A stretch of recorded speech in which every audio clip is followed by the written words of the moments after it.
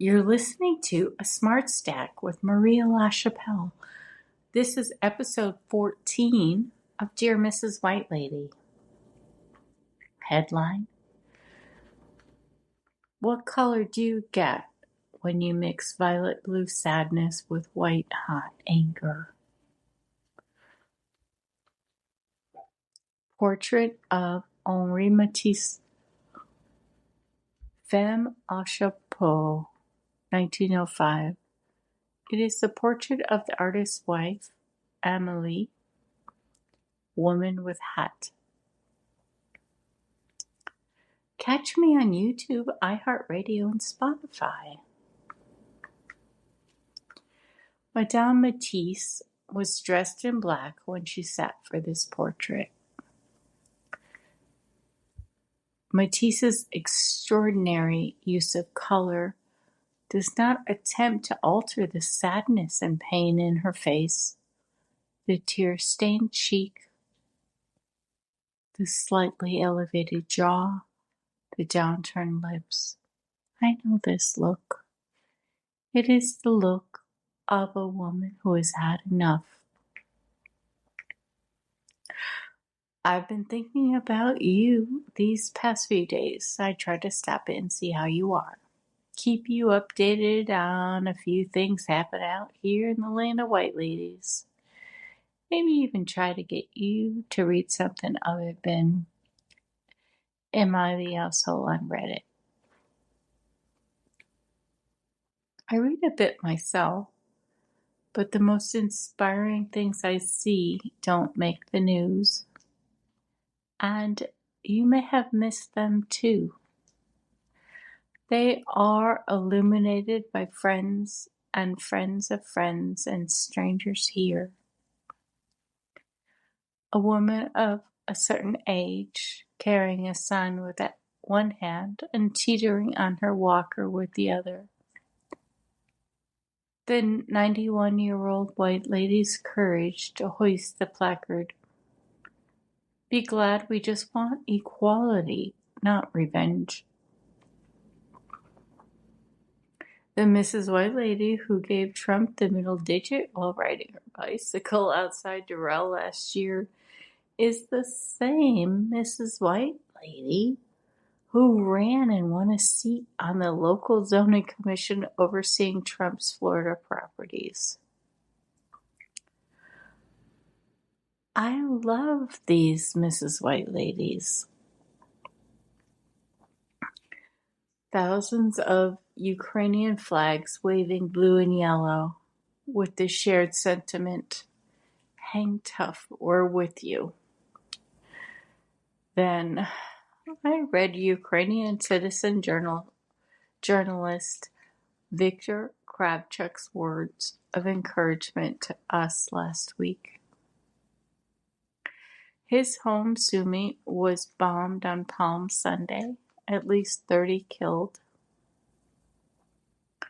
The uncertainty of what the next hour will bring, loss of heat, light, internet, and the paying of 20,000 Ukrainian children abducted and held in Russian education camps. And yet,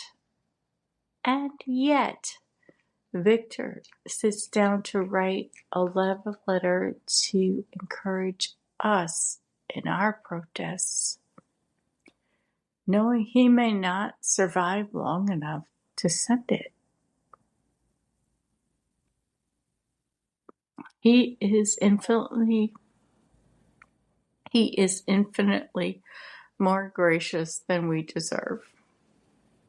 Take a moment or two to read his letters. They are lovely. He is lovely. And there is Larry, a 76-year-old white gentleman who writes to me in tears, acknowledging that, yes, some things need to be said.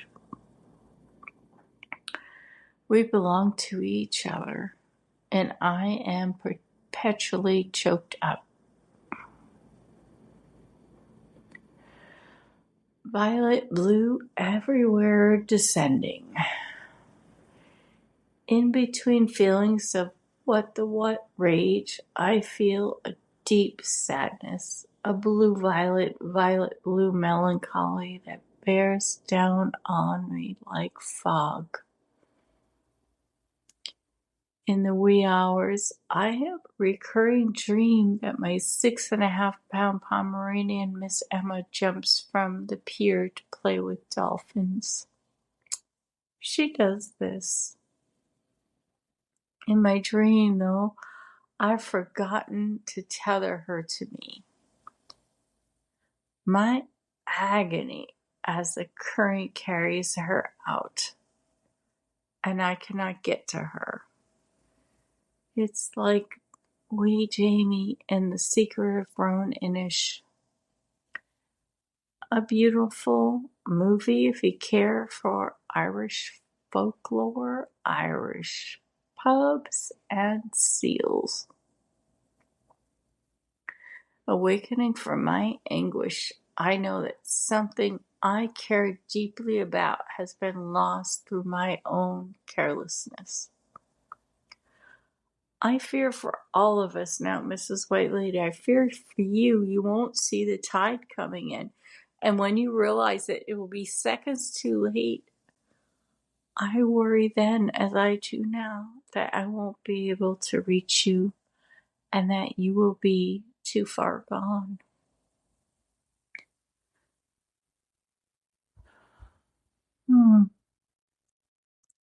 My second grade world of unbridled color.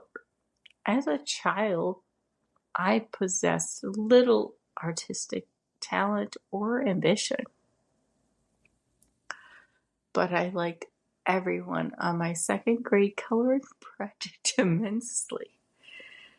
Mrs. Hodjanowski, April Flowers Bring May Flowers art project charade distracted us from the dullest days of winter spring and got me out of a geography lesson or two. I asked no questions. I did, however, fancy myself a bit of a curator of color.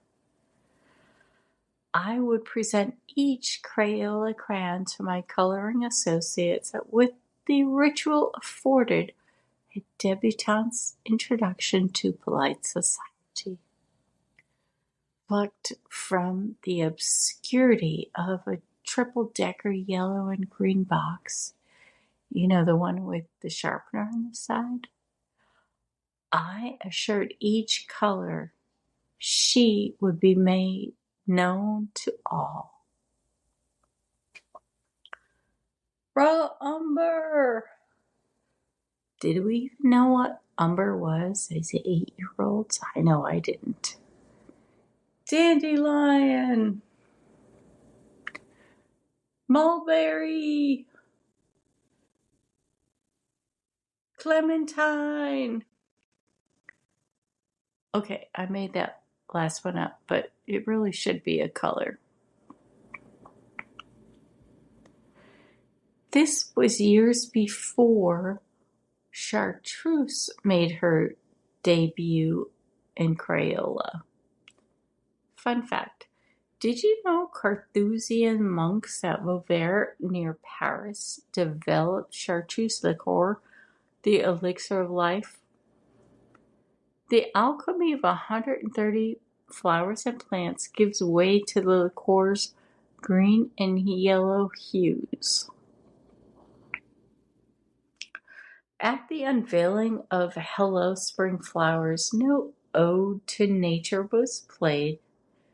No one recited These Flowery Waters, These Watery Flowers by Robert Frost. And yet, Hello Spring Flowers was a testament to vibrancy, to awaken in color, the hue of robin's eggs, daffodils, crocus, and the Lenten rose. Oh, before I forget, excuse me. Hey, Charlotte, would you remind me to put in my order for 200 ladybugs? Last year I forgot. And aphids had a field day. The rose bushes never recovered. Did I mention the New York City Flower Show is coming up? I once saw a sculpture of a standard French poodle fabricated entirely of white chrysanthemums, peonies, carnations, and vines. I believe her nose was made of button moss. No sugar. I was going to help my dear lady get her trash out to the bin. I'm going to move my orchids outside too. They love the night air. Be right back.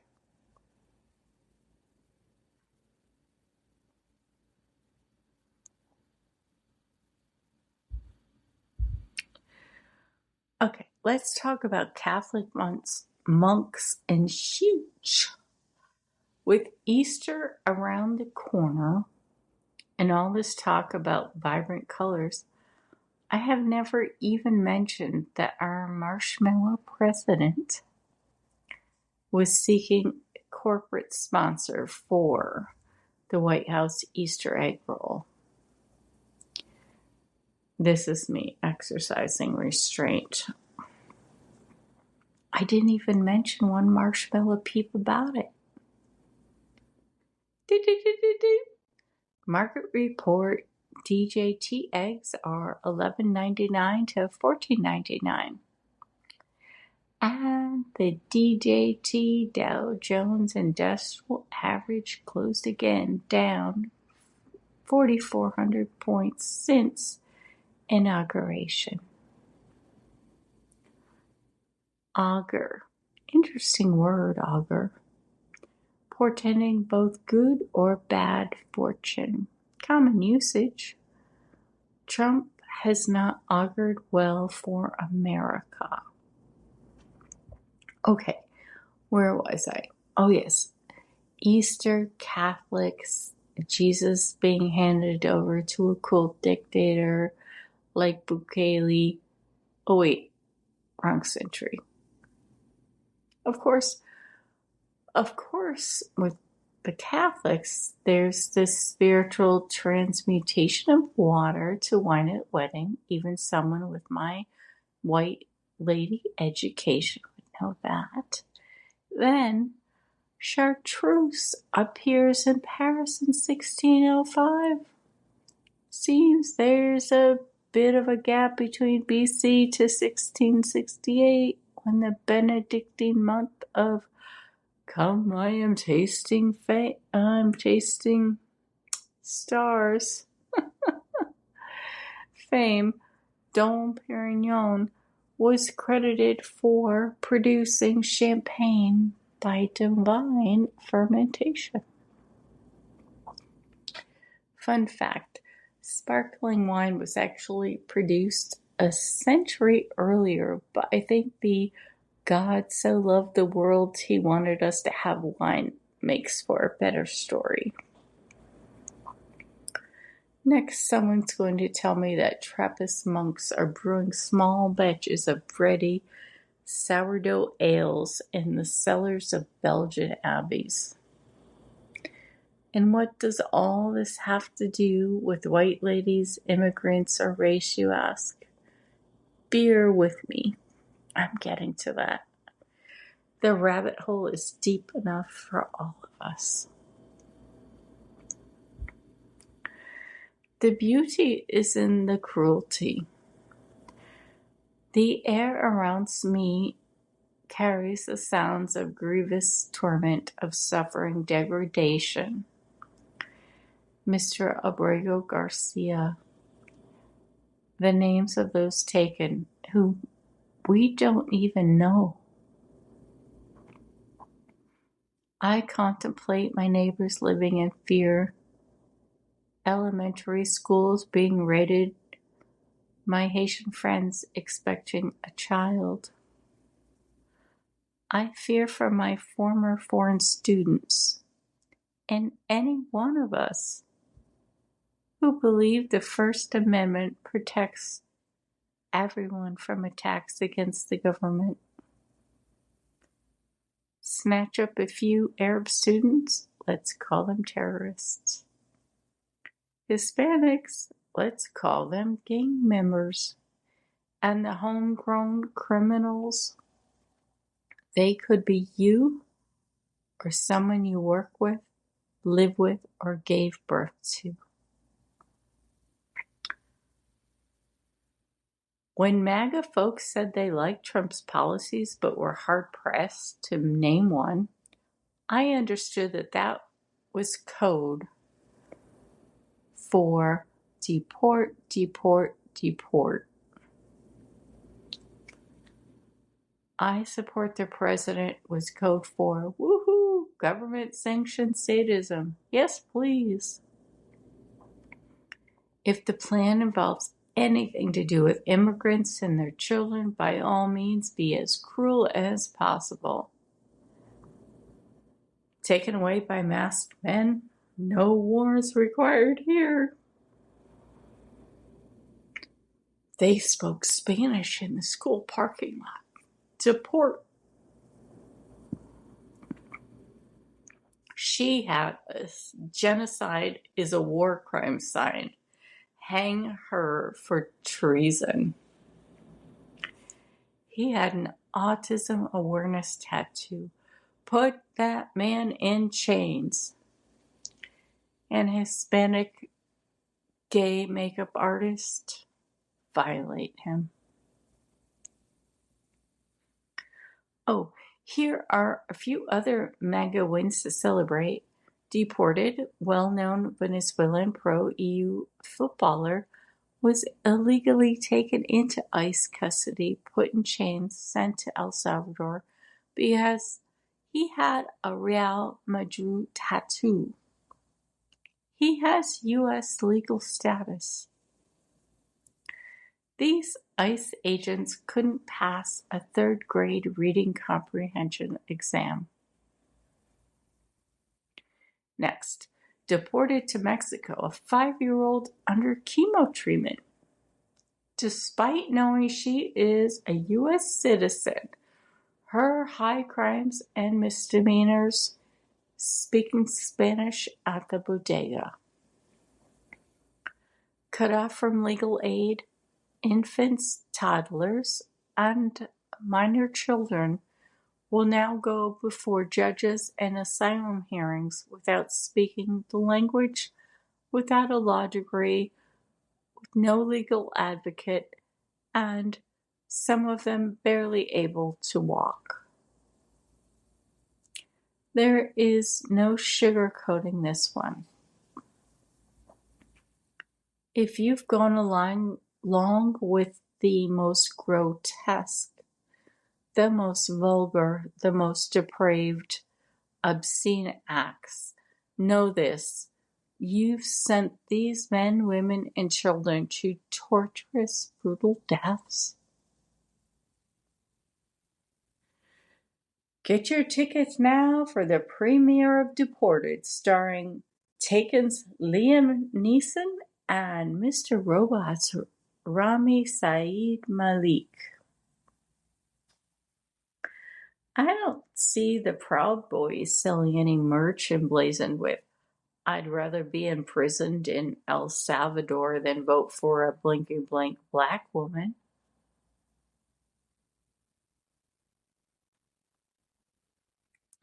But maybe one of the two of them should be experiencing that.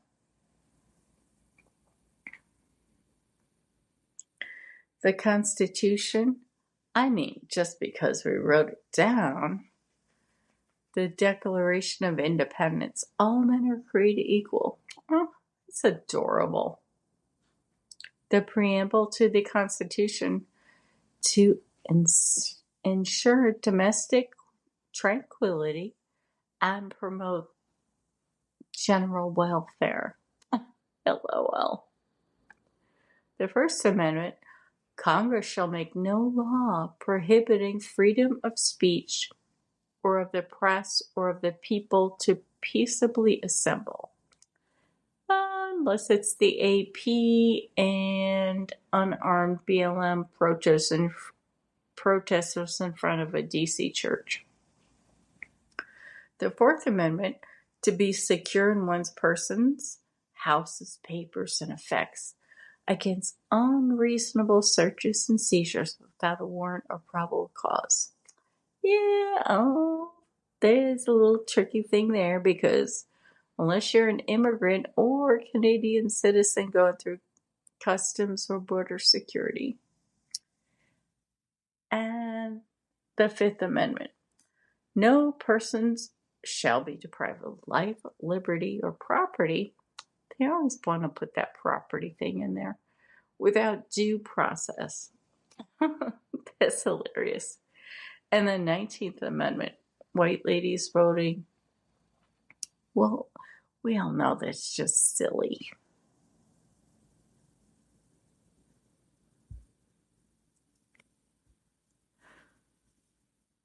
How are these images of the slave trade different than U.S.-sanctioned war crimes in Salvadorian death camps?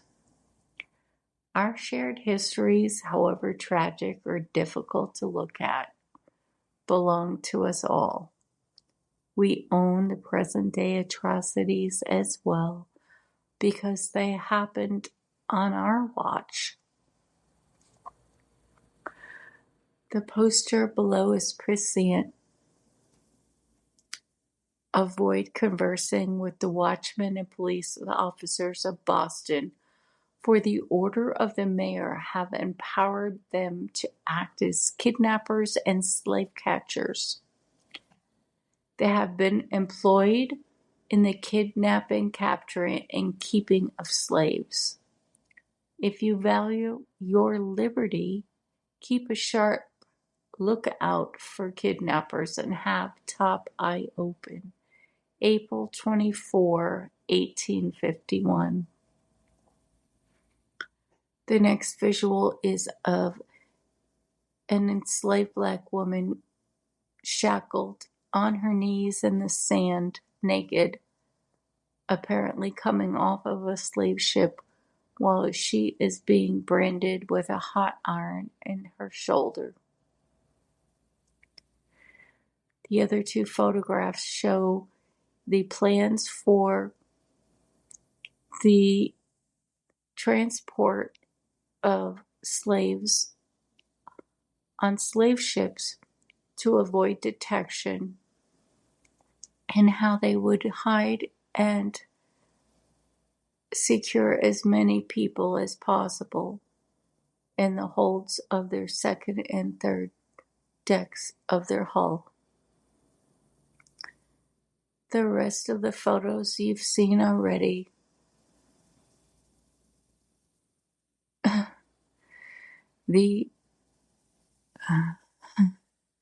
The men who are enslaved are now in El Salvadorian prisons, naked, heads shaved, forced to lay with their legs outstretched around each other, with their heads down. How is this any different than the slave ships that we see above, that we said were just horrendous if we saw them at all? Going back to the white lady Wayback Machine, the White Lady Clan, America First, one God, one country, one flag. The KKK sermonized that only white Anglo-Saxons could be real Americans. They warned the country was under siege by Catholic immigrants, and their foreign ways, their drinking, and their coarse criminality would cause undue harm.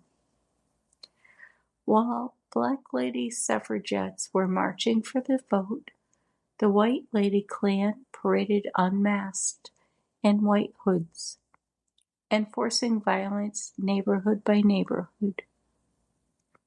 We've been so conditioned to think of white ladies as abolitionists. I had no idea that Prohibition was just another competing faction of white supremacy. Just goes to show that we white ladies don't know our history. Check out Dear Mrs. White Lady, Episode 7. Link attached.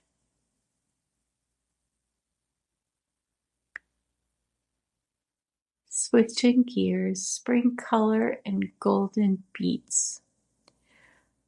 Graphic is courtesy of the New Yorker, March 26, 1927, showing that apartment dwellers are now putting out gardens for display. The farmer's market. If you can find golden beets this spring, do yourself a favor and spend the $3.89 a pound on a bunch. You want to buy them with the greens attached. Slice the top of each beet to make a little hat. Wrap the beets individually in tin foil so they vent at the top. Add a little oleo, S&P, and you're in business. Roast these lovelies with their chapeaux for an hour at 400 degrees. Let them cool in the foil, then remove the skins. Slice them in rounds and present them atop arugula, greens, goat cheese, candied pecans, and ground pepper. It's one of my spring favorites. If you prefer a warm salad, as my husband once did, replace the goat cheese with uncured bacon. Uncured bacon is cured with beets and celery, so it's a perfect complement. Oh, would you excuse me, please? Hey, Charlotte, is tinfoil and aluminum foil the same thing? Would you kindly check on today's tariffs on Canadian aluminum? She's amazing. I couldn't manage without her.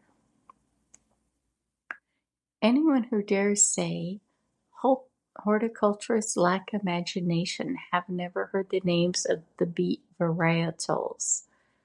Who could not delight to receive heirloom seeds for beets named Touchstone Gold, Detroit Dark Red, Sangria, or Avenger? So what now? With each breath and the next and the next and the next, we are in a battle we cannot walk away from. Through my melancholic anger sadness, I've come to know that shared pain exists. Talk soon. M. P.S. If I've convinced you to make a beeline to the New York City Flower Show at Herald Square, April 27th through May 11th, I'll give you a full day's itinerary. Take Metro North to Grand Central. Photos in the main lobby are a must. Skip Annie's Pretzels and head straight downstairs to the Oyster Bar at Grand Central. Treat yourself some oysters with mignonette sauce and tell them I sent you. After that, walk to 14th Street and 8th Avenue. Take the ACE train to the Whitney and the Meatpacking District. Also a great place for photos. Among other works, Michelle Obama's iconic portrait is on exhibit right now. Then take the train back to Christopher Street, 33rd, and walk the 1 block to Herald Square. Oh, did I mention wear sensible shoes? PSS. Now I'm homesick the sun streaming through the windows of Grand Central, and hungry for oysters, art, and flowers. Much love.